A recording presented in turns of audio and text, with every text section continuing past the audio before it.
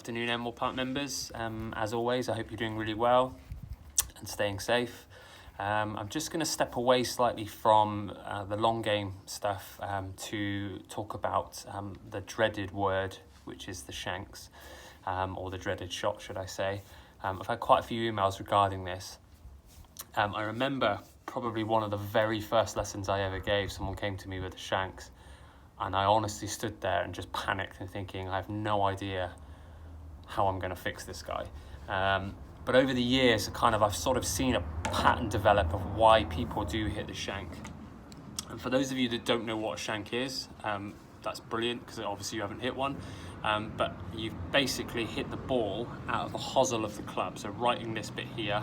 So you haven't caught any part of the face, right at the hosel, and it shoots straight off to the right. It's quite a scary shot, and probably the most difficult shot is the one following it. But for me, there's definitely a pattern over the years that I've seen giving lessons of why people would hit a shank. So I'm going to quickly run through that with you now and hopefully give you a couple of drills to work on. So quite a short video today.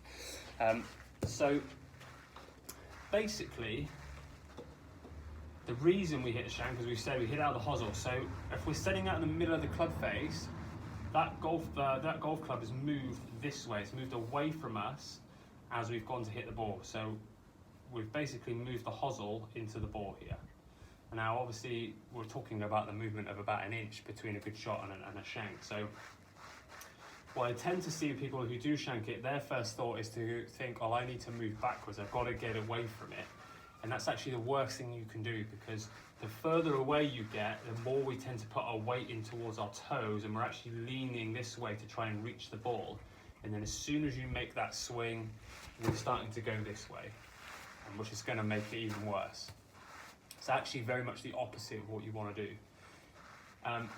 The other one really, so obviously that's what we're talking about, someone trying to get a quick fix of the shanks, but basically the reason anyone shanks it is because their hips, rather than moving in this manner, like this, their hips are moving towards the ball. So as they make a swing, generally as they start the downswing, their hip moves towards the ball, their hips move towards the ball like this. They've got no room here whatsoever, and the club is moving out and away from them.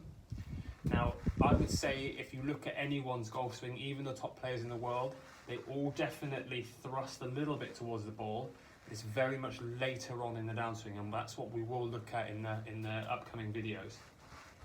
So what we want to see really is you keeping your backside back to allow your hands room to get back to where they started at, or as close to it as possible. So as a kind of a little drill, without swinging the club to start with, kind of make your setup, move in a little closer, take your right hand off, make a somewhat of a backswing, and try and get your hand back down to where it was, and feel like the hips have turned a little bit towards the target, so starting to open up the body towards the target.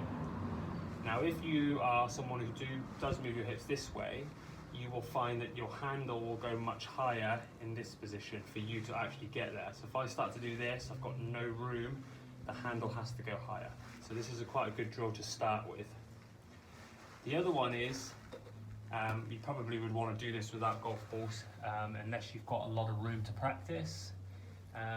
But stick a couple of tee pegs in the ground. Set up to the outside one.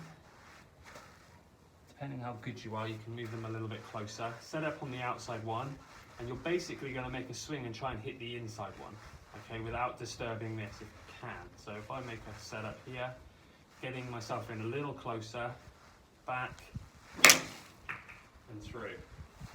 Now basically what I did there is, as I swung the club up, my hands went this way on the way down, they fell into position, and I haven't really done a huge amount here yet, okay?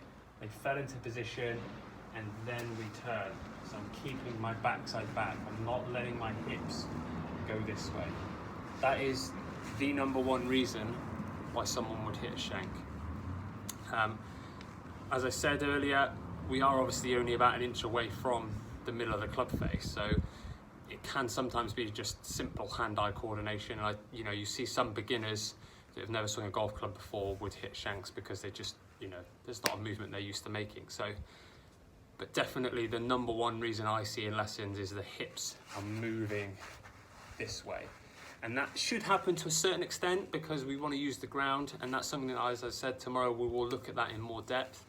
But the earlier that happens in your downswing, the more likely you are to present that hosel to the club, to the ball as you come into impact. So you're always going to run the risk of potentially hitting it out of the hosel. I hope this helps.